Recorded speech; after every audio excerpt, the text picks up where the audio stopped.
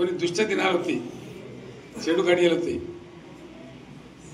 మనోళ్ళు కూడా అలవోకగా ఓట్లేసారు. మీరు గొప్పలే, మీరు మాణిక్యరావుని గెలిపించారు. కొన్ని నియోజకవర్గాలలో అత్యాశకు పోయి నేను చెప్పిన కూడా అప్పుడు మంది మాటలు పట్టుకొని మారమానం పోతే మళ్ళీ వరకు ఇల్లు కాలిపోతారు. వీళ్ళని నమ్మితే అమాంతం మింగుతారు, మోసపోతాం. రైతు బంధుకు రామరామ అంటారు, దళిత బంధుకు జైబీం అంటారు. వీళ్ళు ముంచుతారా నాయన అని చెప్పిన ఆయన వాడు తులం బంగారం ఇస్తా, నీకు ఏంటి, నీకు బంగారం వడ్డానం పెడతాను కానీ ఆయన నమ్మి ఏమో మీ సంగతి ఎంతో చూద్దామని ఆయనతో వేసారు. వేసింది ఇరుకపోయారు, బావిలో పడ్డారు, అయిపోయి ఉన్నాయి అన్ని వీకే. మళ్ళీ మొదటికి వచ్చానా కైలాస మాడలో పెద్ద పంపింగినట్టు అయింది మళ్ళీ. అంతే కదా, ఆలోచన లేకుండా ఎటు పడితే అటు ఎవడో ఏదో చెప్తే నమ్మి ఓట్లేస్తే ఏమైంది అనేది ఒక మంచి గుణపాఠం ఇది తెలంగాణ. గ్యారంటీగా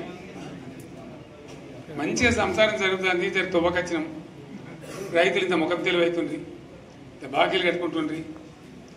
ఎంతోమంది పాపం సిటీలు వేసుకుందరు, ఏదో వేసుకుందరు. రైతు బంధు పైసలు పడితే ఎంత సంతోషం ఉంటుండే. ఆయన పోయిన గంగ గచ్చిపోయింది. ఇప్పుడు వాడు ఇతడో ఏడో భగవంతుని కనుక ఇచ్చినా కూడా మోసమే. ఏదో మళ్ళీ ఎలక్షన్ కోసం దానికోసం చేస్తారు తప్ప కడుపు నిండా ప్రేమ ఇచ్చేది ఇట్లే ఉంటుందా? సర్పంచ్ ఎలక్షన్ పెట్టింది సార్. మనం ఉన్నప్పుడు కరోనా వచ్చింది. కరోనా వస్తే కూడా నేను రైతు బంధు ఆపలే.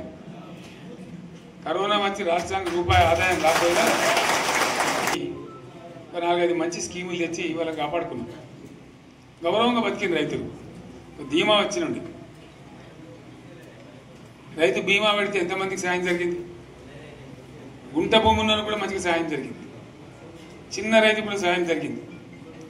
అట్లా అందరికి మనం గొర్రెల కాపలకు గొర్రెలు ఇవ్వడం కానీ, చేప పిల్లలు కానీ, అనేక రకాల అన్ని వర్గాల ప్రజలను ఎట్లా ఆదుకోని అట్లా ఆదుకున్నాం. మా తెలంగాణ కదా మేము తెచ్చుకున్నాం కష్టపడి. మా వాళ్ళందరూ పైకి రావాలి.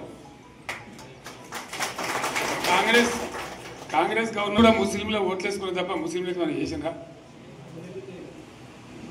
ఇమాం మౌజాన్లకు మన జీతం ఇచ్చిందా? మనం వచ్చినాకనే ఫస్ట్ టైం వాళ్ళని గుర్తించి వాళ్ళని గౌరవించుకున్నాం. ముస్లిం మైనార్టీ పిల్లలకు, మన గిరిజన పిల్లలకు, మన ఎస్సీ పిల్లలకు, మన బీసీ పిల్లలకు ఎంత మంచి రెసిడెన్షియల్ స్కూల్ పెట్టుకున్నాం. అందరినీ కూడా ముందుకు తీసుకుపోవాలి.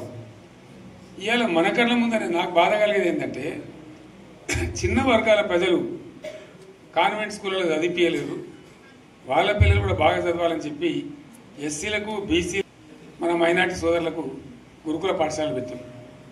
అద్భుతమైన చదువు చదువుకునే వాళ్ళు. ఇవాళ మొత్తం రోజు బడి పిల్లలు విషాహారము, కడుపు నొచ్చుడు, బాధపడు, పురుగులు అన్నం పెట్టుడు.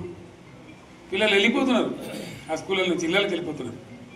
తల్లిదండ్రులు కూడా భయపడి తీసుకుపోతున్నారు. ఏం ఘోరం ఇది నాకు అర్థం కాదు.